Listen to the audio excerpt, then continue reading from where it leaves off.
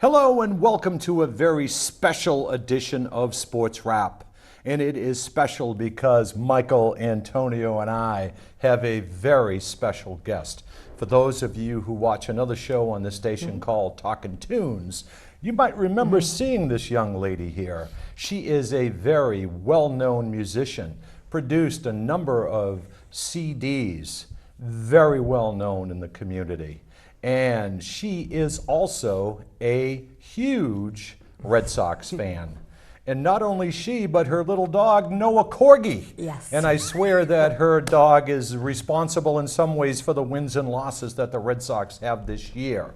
But she is here today not only to talk about the Red Sox, she is also here because recently, as we all know, David Ortiz had a very unfortunate event, being shot down in the Dominican.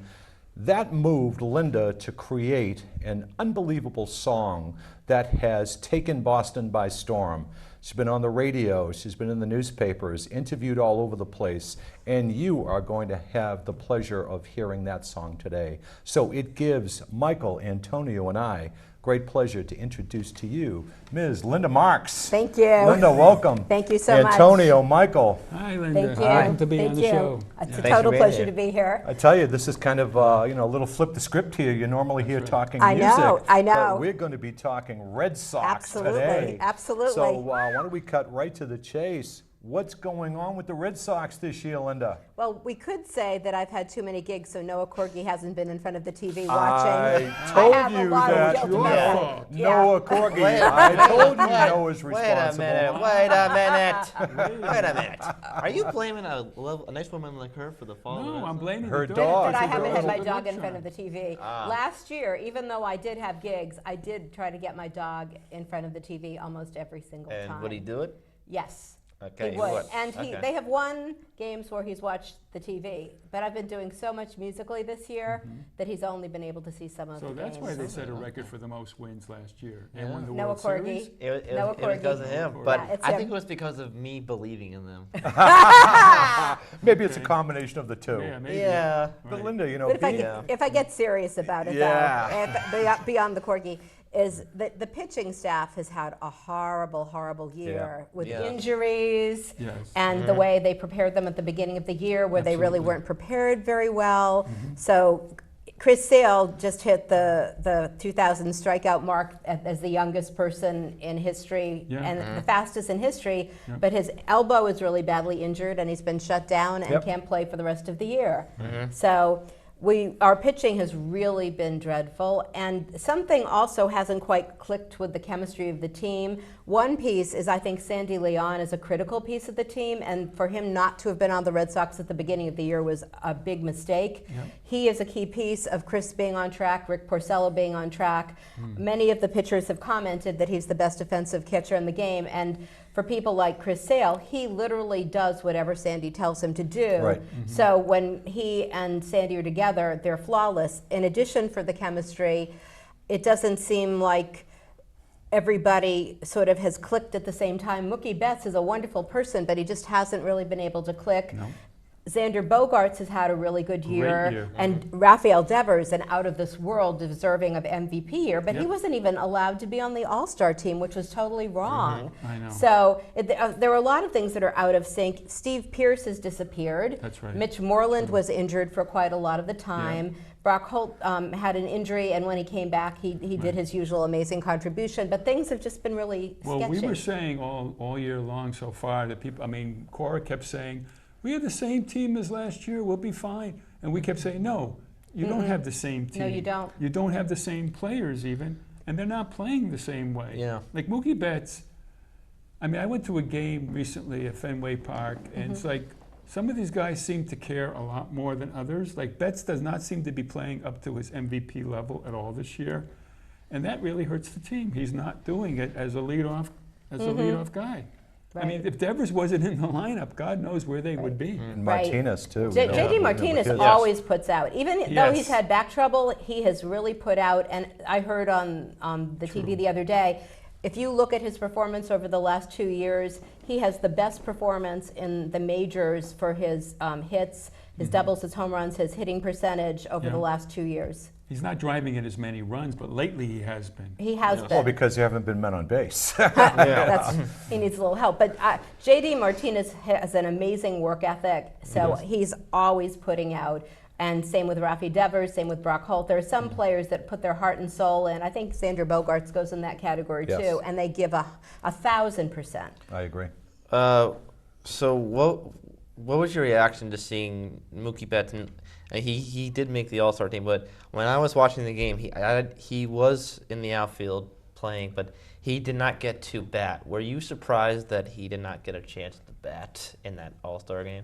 It's sort of a crapshoot when you're in an All-Star game. It's a matter of when you play and how the lineup goes. So, it's like I don't have any expectation of what's going to happen just because of that. Yeah.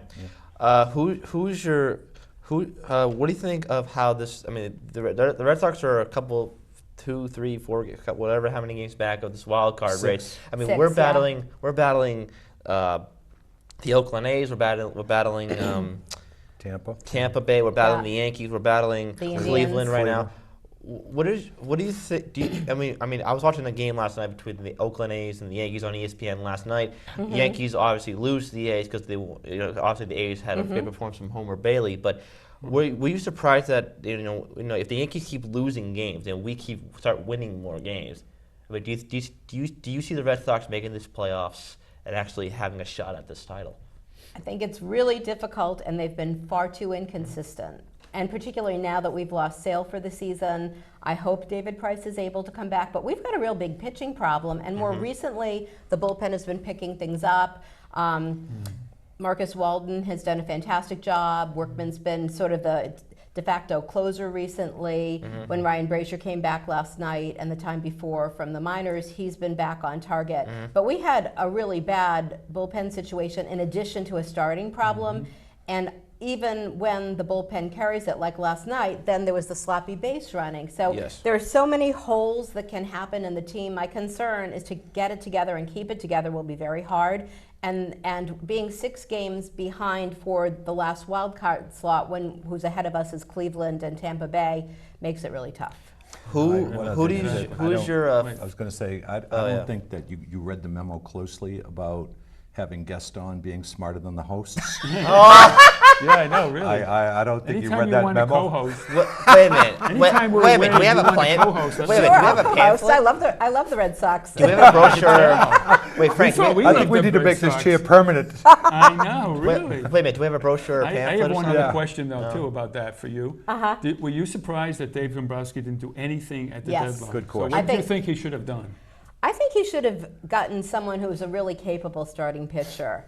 When they brought Cashner in, he's been a real disappointment. I'm glad he can do the bullpen because that's helped stabilize the bullpen, but it didn't do what he was brought in for. No. We really needed some serious starting pitcher to be brought in. So I was very disappointed. And in a way, it was almost like he was saying, I'm just giving up on the year. Right. Yeah. I know. That's what I think. Maybe Yeah. that's what Frank Maybe was that's saying. what they Frank did. was saying, was saying it, yeah. that the whole team seemed deflated after that. Yeah. We're talking about. Yeah, we were Right. talking about that. And as far as the team go, I said that, Cora might say that, we have the same team. The way that I saw it was that they have the same, many of the same group of guys, but they weren't a team.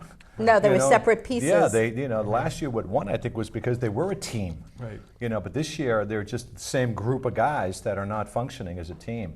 But for the sake of time, one of the reasons why you're here today is because, of the David Ortiz situation and the song that you wrote about that, and it's called Heroes. Yes. Can you talk about, first of all, how you reacted when you heard about the David Ortiz shooting, and what was your inspiration following that to write such a beautiful song?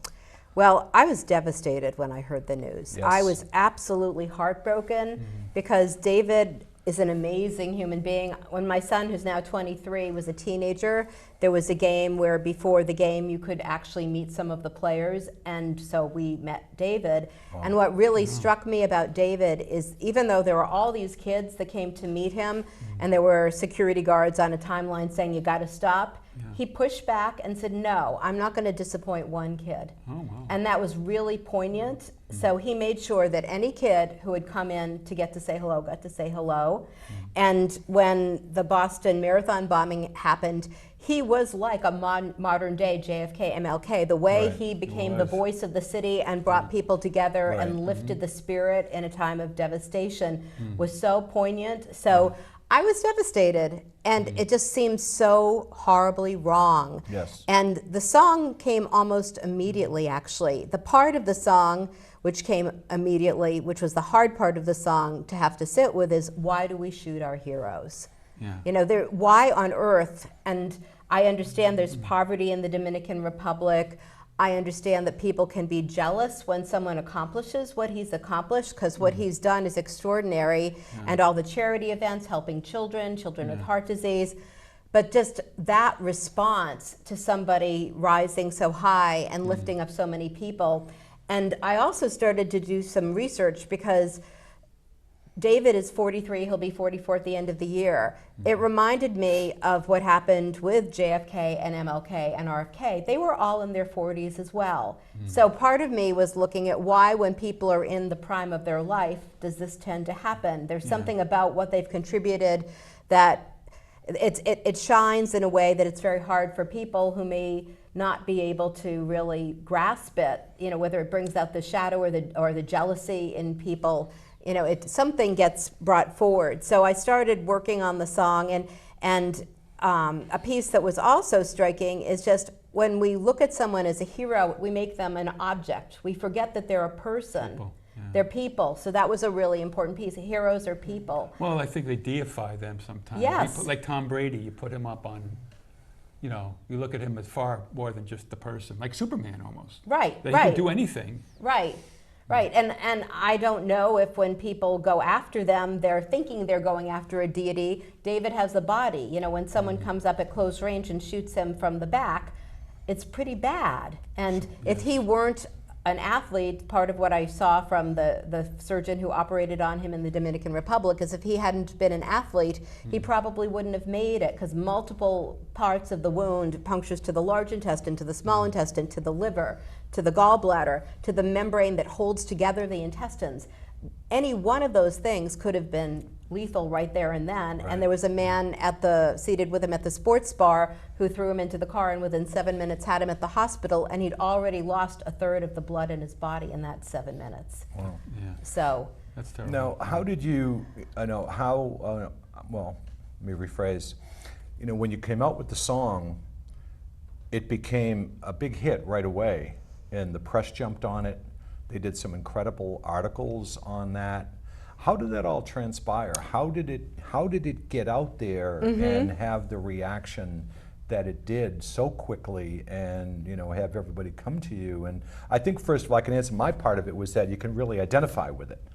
But how did it get out there as much and as quickly as it did? what happened, I started to play it out, and people were saying, you really need to do something with this. You can't just play it out in listening rooms for musicians. And as fate had it, Bob Hohler, who's a phenomenal journalist for the Yes, Boston the Globe, Globe. Yeah. he wrote an article that was on the front page of the Sunday Globe probably about a month back. And when I read his article, he was looking at what is the context for this happening, Yeah. and he was asking the deeper questions. And when I read his article, what I saw is that he literally had lines that mirrored what I wrote in the song. Really? I was Okay. blown away. So I immediately wrote to him, and I sent him the song saying I was very touched by his article and that it really mirrored what I'd written in the song. The next day, having sent him the song, this was a Monday, he got in touch and said, I think that we want to do an article on this. The next day, the Tuesday, at 3:30 in the afternoon, we were on the phone talking, and he is such a wonderful, gracious man. Okay. And by 5:30 that evening, even before I'd been able to release the song or do the final mastering in the studio, which was happening on Thursday, it was out in the paper, it was up on the website, and on the Monday, Yeah. the day before he interviewed me, I very quickly had a concept for the image for the song that I drew as pen and ink sketch and sent it to my graphic designer so she could render it. So it was like that. Did you And- come up with the baseball idea like right away? Yes. Yes, I did. When I was a kid, I used to do graphic design, Yeah. but I don't know how to use computers, so that's why I can come up with a concept and I need a professional graphic designer to render it. So anyhow, it was really, I can say it was a synchronicity. It was like divine intervention. And then so important to everybody, Yeah. because they could relate to that. Now, when you put that together, I know that when you were on the Talking Tune show, you have a great cast of characters and musicians that surround Yes. you. Who is on that? On your backing vocals on that? Yes, me. I do my backing You vocals. do them all as well? I do all my backing vocals, but I had Valerie Thompson, who's Valerie, a phenomenal yes. cellist, come in and put cello on it. Yeah. So when I released the song, it was me on piano lead and background vocals, and Valerie on cello. Wow, okay. Yeah. Because it had that full sound to it. Yes, absolutely, absolutely. Well, I think, since we're talking about the song, I think that it might be time for you to get up and actually play it. It would be my And, pleasure. We have so- millions of people waiting to hear it. Yes. Yeah. They're Our chewing crowd. their I think we're fingernails. just waiting for it. So, Yes. so I think- folks, ladies and gentlemen, sit back and relax because you were going to hear Linda Marks perform her song called Heroes. And we'll,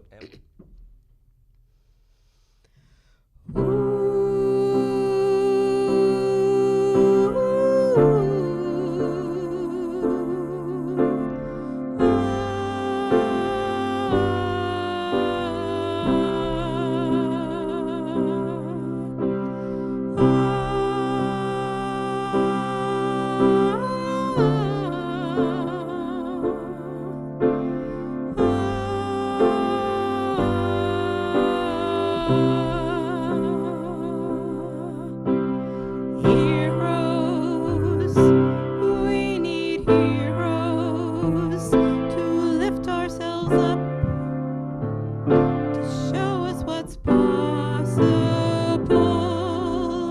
Heroes, offer us hope, make our world better, protect and inspire us. Heroes, what do we give them? Heroes are people. How do we show them care? Why do we shoot our heroes? Why do we gun them down? Does their light shine too bright in the darkness? By holding them up, do we put ourselves down? People need inspiration. It takes heroes to fan the flame, but evil can lurk in the shadows.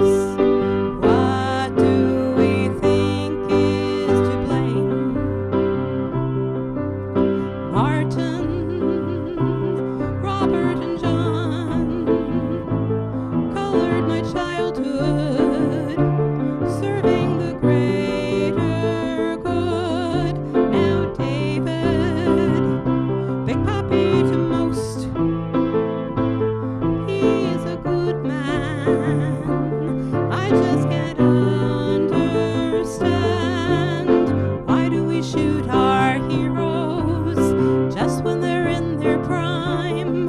Do their accomplishments make them a target for the guns and the hitmen of organized crime? What does this teach our children? How does this shape our lives? Real leaders bring courage and vision, traits that we need to survive. May our spirits rise, and we turn the tides. The undertow is strong. May it not pull us down.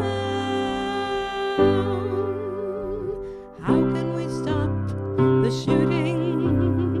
Jail doesn't stop the crime. Can love find a way to end hatred?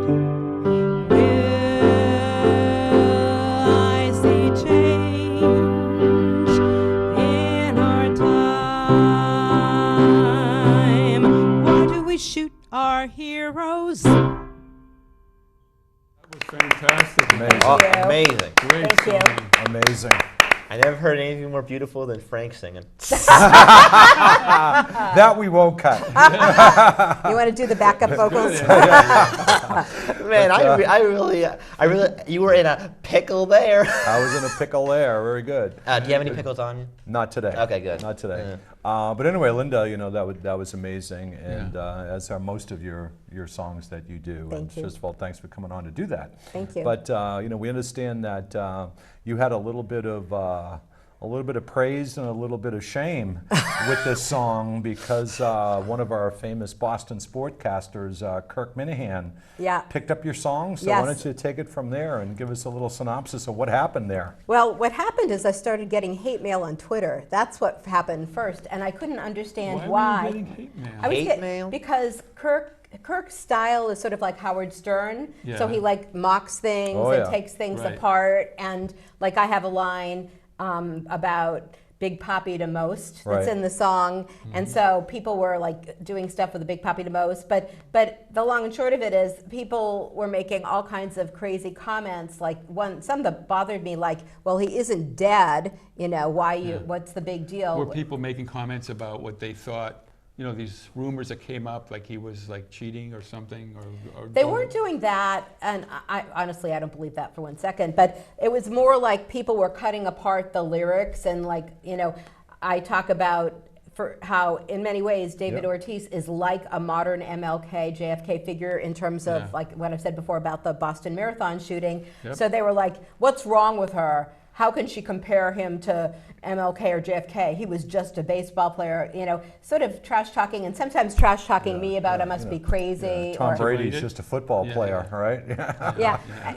And so I mean, people have all kinds of things to say when they have an opportunity to let it out. It's like the schoolyard bullying kind of thing. Right. It's yeah. happening all over social media. It happens all over social media. So there was a whole bunch of that, and then I got an email from one of the producers of Barstool Sports, and then I started to put the pieces together because Kirk used to be on WEEI, Correct. and then he went on to Barstool Sports, and it turned out that the song got him tons of listeners. So the day after they did their rip apart of my song, they went into my catalog and they started playing little bits of other songs I'd done, and they were starting to do a rip apart music lack of critique of my songs, which it's like at some level you could be devastated by it. On the other hand, I can laugh. Publicity. I was going to say there's no such thing as bad publicity, right? The dark publicity. But what's also funny is they wanted to use my song and write their own lyrics and use my melody, and I wouldn't agree to because it's like that's different because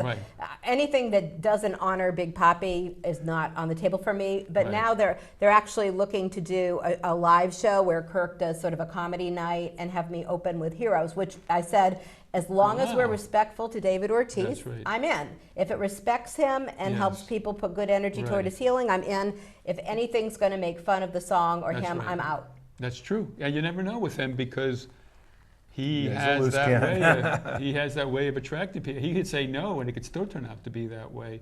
I know. Yeah. I mean, Big Papi, I agree with you. I mean, and not only that, thinking about Big Papi, a great person, great icon, made that comment, Boston, this is our city, Boston strong. But then if it wasn't for him, they wouldn't have won that 2013 World Series. I'm sorry. He had probably the best World Series I think I've ever seen. Yeah. Correct. Highest OPS in history. Right.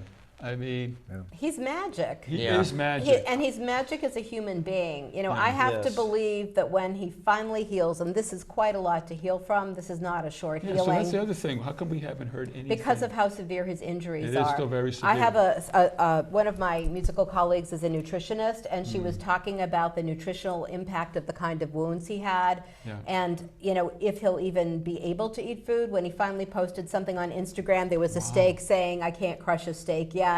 And I saw that. so he had major damage to his whole digestive tract. Wow. So it isn't clear what it's going to be like on the other side. But I think the reason that there was radio silence about his condition is because it was so serious. Yeah. Now let me ask you this: have you heard anything from the Red Sox directly with your song? I haven't heard a whole Or lot. have you approached the Red Sox Oh, with it? absolutely. I'm sure. I submitted it to one channel in the Red Sox. Actually, there's a very nice man who I met on Facebook through AJ Wachtel, who's a wonderful Yes, music sure. industry AJ, blogger. sure. He knows music history in Boston better than anyone else, and he's been gracious enough to give me nice reviews for my albums. Yes. But a man named Brian Mullen, who's a sweetheart, who works in Fort Myers with the farm system, he was good enough to try to get my song in front of other people. So the team historian has heard the song. There's someone with alumni relations who's heard the song. Yeah. So it certainly has had ways to percolate in. I haven't heard anything from the Red Sox. I was hoping to get it to David with prayers for his healing, and it's possible he's heard it. It's possible he hasn't. But I did If approach it's the on Red Sox. YouTube, chances Oh, are he's seen it's it. absolutely on Yeah. It is YouTube. on Oh, yeah. YouTube. I Yeah, see Oh, it. it's on YouTube, and Yeah. it's got about 2,300 hits on Oh, it. yeah. Yeah. In fact, it got David those hits watches very our show, quickly. I'm sure he'll play. Yeah, of course, David will be watching this. And that's it's hard to do that because when we did the the marathon tribute poem that we did a few years Yeah. ago, Yeah. it was very similar. I mean, Yeah. it made national news. Right, Frank made a great And poem on that. we were all involved. I know. But the Red Sox, the Red Sox had it. We know that they saw it, Right. and it was the same thing. It was just Yeah. it's I think it's like hit or miss. Right. So, but Yeah. I'm surprised in your case. I mean, we heard from a lot of the appropriate people, like John Hancock and Right. Prudential. We heard from the only one we didn't hear from was Sean Collier's family. But we heard from the Richards. We heard from everybody. But I'm really surprised that the Sox didn't jump on that. Yours, I mean, ours was Sox related because we Maybe incorporated when he it. makes his hopefully he'll be making his comeback soon, and then that song, they've got We'll to be see. playing that. We'll see. I really appreciate the team historian is actually trying to see if he can get me to sing the national anthem there, which I'd love to do. Love to do And if that. I get to do Awesome. that, that might be an opportunity to also do a tribute to Big Papi. In fact, if I get that opportunity, I will personally take a moment to have everybody send love to him and just pay a moment of I think tribute they to could him. stop playing Sweet Caroline for one day. And play the Take Big that out of the Papi eighth song. inning and Yeah. play Heroes instead. Yeah. I mean, they play that Yeah. when they're losing. Like at the game I was at, they lost to the lowly Kansas City Royals 7-2, and in the eighth inning they were losing bad. And here comes Sweet Caroline. Yeah. What got you into music?